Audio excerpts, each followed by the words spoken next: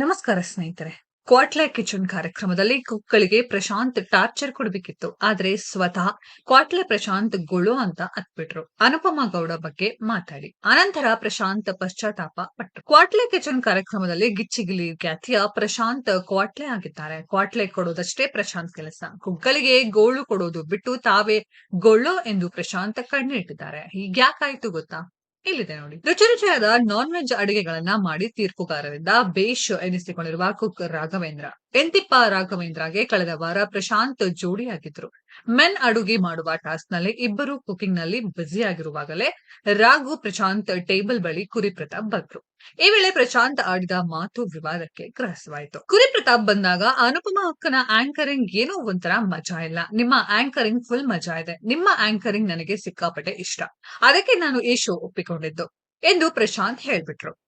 ಅದಕ್ಕೆ ಅವ್ರಿಗೇನು ಹೇಳೋಕೆ ಹೋಗ್ಬೇಡಿ ಅಂತ ಕುರಿ ಪ್ರತಾಪ್ಗೆ ಪ್ರಶಾಂತ್ ಸನ್ನೆ ಮಾಡಿದ್ರು. ಕೂಡಲೇ ಅನುಪಮಾ ಗೌಡ ಅವರನ್ನ ಕುರಿ ಪ್ರತಾಪ್ ಕರೆದ್ರು. ಅನುಪಮಾ ಅವರೇ, ನೀವು ಬೆಚ್ಚಿ ಬೆರಗಾಗಿ ಬಿಡ್ತೀರಾ. ಅನುಪಮಾ ಆಂಕರಿಂಗ್ ಏನೂ ಇಲ್ಲ, ನಿಮ್ಮದು ಸಖತ್ತಾಗಿರುತ್ತದೆ. ಯಾಕಾದ್ರೂ ಅವರನ್ನ ಆಂಕರಿಂಗ್ ಮಾಡಿಸಿದ್ರು, ನನಗಂತೂ ಒಂಚೂರು ಇಷ್ಟವಾಗ್ತಿಲ್ಲ ಅಂತ ಪ್ರಶಾಂತ್ ಹೇಳಿದ್ದಾರೆ ಅಂತ ಕುರಿ ಪ್ರತಾಪ್ ನೇರವಾಗಿ ಹೇಳಿಯೇ ಬಿಟ್ಟರು. ರೆಡ್ ಹ್ಯಾಂಡ್ ಆಗಿ ಪ್ರಶಾಂತ್ ಸಿಕ್ಕಿಬಿದ್ದರು. ಆಗ ಇಲ್ಲ, ನಾನು ಹೇಳಿಲ್ಲ, ನಿಮ್ಮ ಆಂಕರಿಂಗ್ ಅವರ ಆಂಕರಿಂಗ್ ಇಬ್ಬರದ್ದು ಸಖತ್ತಾಗಿ ಬರ್ತಿದೆ ಅಂದೆ ಅಂತ ಪ್ರಶಾಂತ್ ಸುಳ್ಳು ಸಮಜಾಯಿಷಿ ಕೊಡಲು ಮುಂದಾದ್ರು.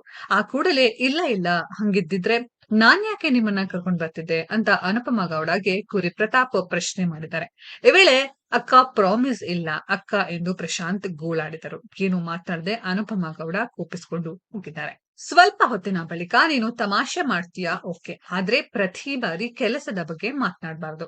ನಿನ್ನ ಕೆಲಸದ ಬಗ್ಗೆ ನಾನು ತಮಾಷೆ ಮಾಡಲ್ಲ ಪ್ರಶಾಂತ್. ನಿನ್ನ ಕೆಲಸದ ಬಗ್ಗೆ ನಾನು ಕಾಮೆಂಟ್ ಮಾಡ್ತೀನ.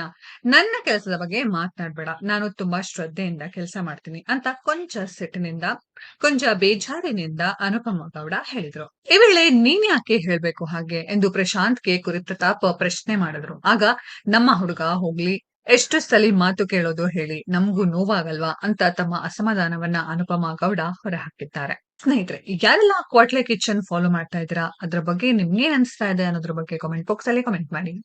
ಈ ವಿಡಿಯೋ ಇಷ್ಟ ಆಗಿದ್ರೆ ಲೈಕ್ ಮಾಡಿ, ಶೇರ್ ಮಾಡಿ, ಚಾನೆಲ್ ನ ಸಬ್ಸ್ಕ್ರೈಬ್ ಮಾಡಿ, ಪಕ್ಕದಲ್ಲಿ ಇರೋ ಬೆಲ್ ಐಕಾನ್ ನ ಹಿಟ್ ಮಾಡಿ. ಮುಂದಿನ ವಿಡಿಯೋದಲ್ಲಿ ಭೇಟಿಯಾಗೋಣ. ಧನ್ಯವಾದಗಳು.